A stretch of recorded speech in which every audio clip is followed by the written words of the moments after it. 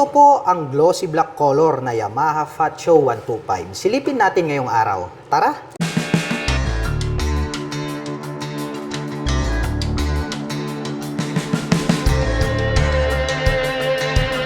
Ito naman po yung glossy black color ng Yamaha Fat Show 125. Napakaastig po palang tignan nito pong glossy black. Ito pong kanyang main headlight is bilugan po yan at mayroon po yung rounded shape na nakapalibot na daytime running light. At mayroon po itong partition sa gitna at nahahati po yan sa dalawa. Mayroon po yan of course high beam and low beam. At ito naman pong kanyang handlebar cover is glossy black color. At dito po sa bandang itaas, mayroon po tayong makikita rito na nakalagay na Blue Core Hybrid yung kanyang engine. Kaya expect po natin na malakas po yung kanyang engine design. At napansin ko lang ito pong kanyang brake levers ay may naka-emboss rito. Equipped na rin po pala ito ng park brake lock. So ang kagandahan naman yan, pag nagpunta po kayo sa mga mabababa or matataas na lugar, pag nagpark po kayo, ay maglalak po yung kanyang gulong sa likuran. So mapre-prevent niya po na madadausdos ito pong ating scooter. Yun po yung advantage niyan. At ang ganda rin pong pagmasdan nito pong kanyang mga oblong na turn signals. Anyway, bulb type po yung kanyang ginagamit. At dito po sa bandang gitna, matte black po itong kanyang lining.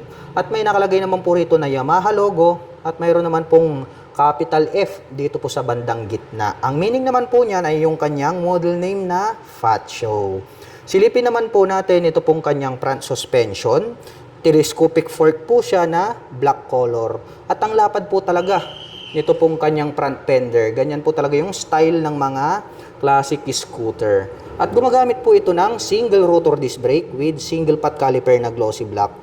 Naka-mags po ito na star design. Glossy black din po yung kanyang kulay. At ang sukat naman po ng kanyang gulong rito po sa harapan, ito po ay mayroong sukat na 110 by 70-12. At yan po ay tubeless na rin po siya. Dumako naman po tayo rito sa bandang itaas. Silipin naman po natin ito pong kanyang fully digital meter panel display. Oblong din po yung kanyang shape. Square type naman po ito pong kanyang digital meter. Mayroon po siyang button selector sa baba at mayroon naman po siyang Yamaha logo rito sa bandang itaas.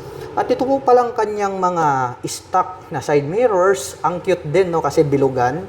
Glossy black naman po yan. Combination po siya ng black. At mapunta naman po tayo rito sa kanyang mga button selectors. Dito po sa kabila, mayroon po itong auto stop start system. May hazard na rin po siya at ang kanyang electric starter. Habang dito naman po sa kabila, mayroon po itong high beam and low beam, turn signal selector at ang kanyang horn. At pagdating naman po rito sa kanyang ignition, ito po ay gumagamit ng mechanical key. Mayroon na rin po siyang shutter lock key for safety purposes at included na rin po dyan yung kanyang seat opener. Mayroon naman po itong 2 front pocket. Dito po sa kabila, malalim po yan. Pwede tayong mag-store dyan ng coins or gloves. Mayroon din po pala siya ritong utility hook. Mayroon din po siya dyang metal na pang-lock which is durable po siya. Mayroon din po siya rito under the seat. At ito naman pong kanyang left side corner na pocket, may door dito, buksan natin. Malalim din po ito at pwede po tayo diyang maglagay ng mobile phones. At ang kagandahan niyan is mayroon na rin po pala itong integrated na USB charging port. Ayan. So charging cable na lang po yung ating gagamitin. Makakapag-charge na po tayo ng ating mobile phones at gadgets. At isa pa sa nagustuhan ko rito sa kanilang Yamaha Fat Show ay ito pong kanyang napakalapad at malawak na footboard. Subukan nating sakyan para malaman natin kung gaano nga ito kalawak. Ayan, very spacious po talaga siya. Baba muna tayo. Silipin naman po natin ito pong kanyang side profile. Ang ganda po pala nito pong kanyang color combination para po dito sa kanyang decal. Dito po sa bandang harapan may nakalagay po rito na F, combination ng violet at cyan color. Habang dito naman po sa bandang gitna, may nakalagay naman po rito na Fat Show. Combination naman po ito ng cyan color, white and then violet color. Very attractive para sa ating mga paningin. Habang dito naman po sa bandang dulo, may oblong po rito at may naka-intact na letter F. At ang Yamaha Fat Show 125 ay meron po itong 750mm na seat height. Ngayon naman ay susubukan nating sakyan para maipakita ko sa inyo kung gaano nga ba ito kataas. Para po sa mga magtatanong, ang aking height po is around 5'6". Makikita nyo naman, lapat na lapat yung ating paa into the ground. Kaya masasabi ko na very comfortable ito para sa mga tulad ko na 5'6" in height. At nothing to worry about naman po para dun sa mga kababayan natin na hindi naman masyadong pinalad sa height dahil kayang-kaya po itong i-maneuver ng 5 flat and above. Kaya wag po kayong mag-alala. At ito naman pong kanyang pillion step para sa ating back rider is chrome color po yan. Ang kagandahan niyan, hindi po siya nagraras dahil die-cast po yan, not fadable. Mayroon din po itong side stand engine cut-off switch at itong kanyang center stand is glossy black color po siya. Dumako naman po tayo rito po sa kanyang upuan. Ito pong kanyang upuan, malapad po siya. Kaya talagang magiging komportable yung uupo rito. At two-tone color combination po pala ito mga ka-LM ha. Gray po dito sa bandang gitna at black naman po rito sa bandang itaas. Yung pagkakatahi naman po matibay. At ito naman pong kanyang integrated na grab bar. Black color po siya, rounded shape. Dahil nga ito po ay isang classic scooter. Mapunta naman po tayo rito po sa kanyang tail light. Ang ganda po niya itong kanyang taillight. Oblong and then naka-emboss po ito pong kanyang taillight or brake light. Habang ito naman pong kanyang mga turn signals, oblong din po yan. Bulb type naman po yung kanyang ginagamit para po dito sa kanyang turn signals. Dito sa bandang itaas, may nakalagay po rito na Yamaha na decal. Habang ito naman pong kanyang rear fender, dito sa bandang ibaba ay meron po siyang added light reflectors. At ito pong kanyang rear fender, ang kanyang nagsisilbing plate holder. Napansin ko lang, ito pong kanyang exhaust pipe is matte black color and then oblong po. Ito pong kanyang head protection guard kaya talagang classic na classic yung kanyang dating.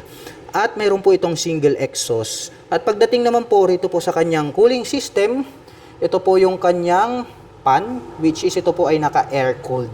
Matte black color naman po ito pong kanyang pan cover. Dumako naman tayo rito sa kabila. Silipin naman po natin ito pong kanyang rear suspension. Ito po pala ay equipped with single shock absorber. Yung coil spring na ginamit is glossy black.